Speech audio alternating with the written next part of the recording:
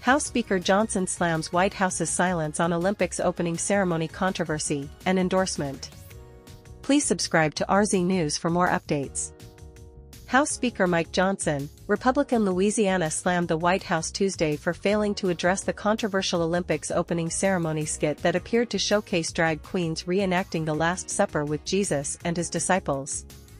The White House has had every opportunity to condemn the Olympics' shameful mockery of the Last Supper, but they refused to do it, Johnson wrote in a post on X. Their silence should be taken as an endorsement. The more than 200 million Christians in America should take note. During Tuesday's White House briefing, Press Secretary Karine Jean-Pierre refused to answer questions about President Biden's take on the performance. "I don't have anything.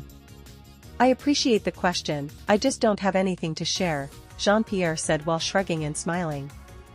When reporters said Christians were offended by the opening act, Jean-Pierre giggled and continued to dodge answering what Biden's stance was on the performance.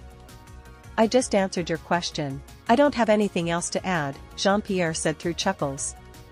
Joe Biden, who has often spoken about his Catholic faith, has yet to comment on the event. First Lady Jill Biden praised the opening ceremony as spectacular in remarks from Paris, but did not specifically comment on the drag queen skit. When asked about the opening ceremony and backlash from the religious community, neither Joe Biden nor Vice President Kamala Harris's offices responded to RZ News.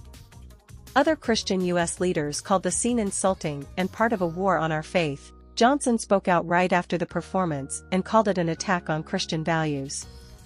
Last night's mockery of the Last Supper was shocking and insulting to Christian people around the world who watched the opening ceremony of the Olympic Games, Johnson previously said in a post on X, formerly Twitter.